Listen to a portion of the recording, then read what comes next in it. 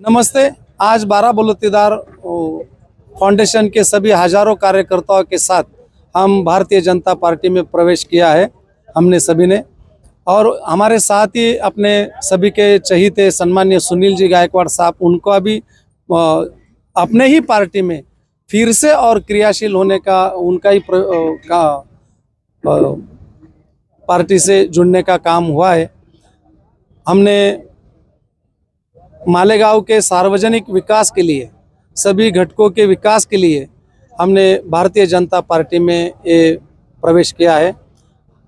वक्त की वजह से सभी जो मालेगांव के हित में जितने विकास काम थे वो रख नहीं पाया।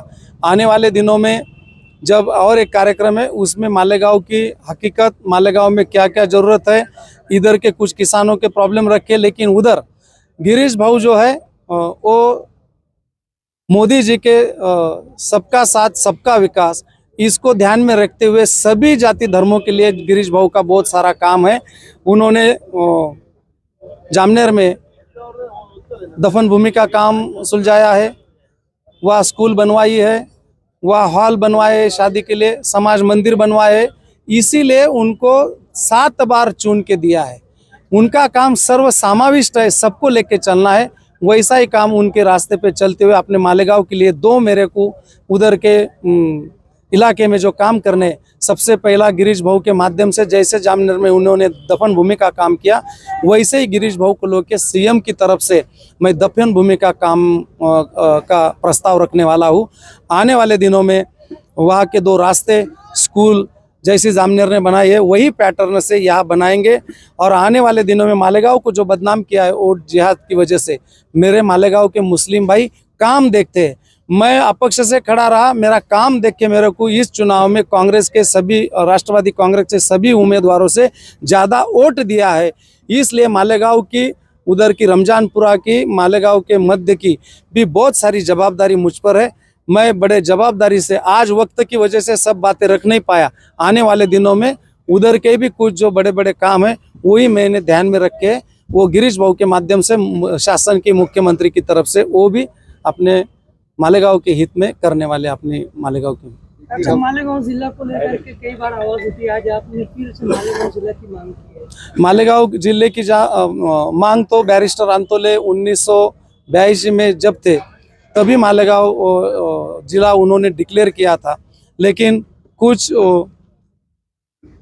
ट्रेजरी का, बजट का कोई मामले होंगे या किसी वजह से वो रुके होंगे। किसको श्रेय देना, किसको नहीं देना, ये मैं कह नहीं सकता। लेकिन आने वाले दिनों में मालेगांव की लोक संख्या, मालेगांव का जितने भी कार्यालय है, सिविल हॉस्पिटल है, कोर्ट है, जो गोष्ठी, जो मुद्दे जिला होने के लिए जो क्राइटेरिया है वो सभी क्राइटेरिया मालेगांव में है। इसलिए मालेगांव का पॉपुलेशन और सब कार्यालय, प्रशासकीय बिल्डिंग्स, कार्यालय देखे तो मालेगांव जिला होना जरूरी है।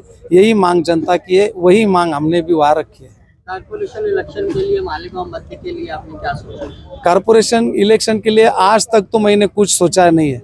खाली बहुत दिनों से मेरे को उनका बुलाना चल रहा था, लेकिन सुनील भाई गायकवाड़ की वजह से हमने रुके थे।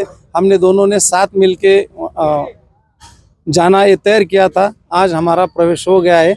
आने वाले दिनों में पार्टी की क्या क्या पॉलिसी है, उस पॉलिसी के माध्यम से चुनाव के बारे में सोचेंगे। बिजली कंपनी के खिलाफ भी आपने तकरीर में क्या?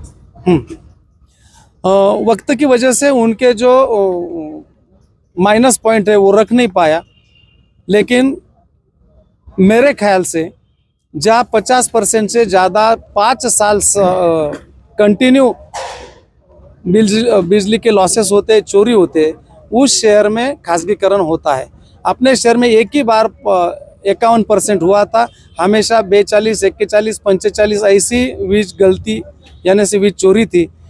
ये कोई ज़रूरी नहीं था। बहुत सारे शहरों में 50 से ज़्यादा 55-58 ऐसी बिजली की चोरी है, फिर भी उधर के जो लोक प्रतिनिधि है, आमदार है स्थानीय, उन्होंने उनके शहर का खासगीकरण नहीं करने दिया।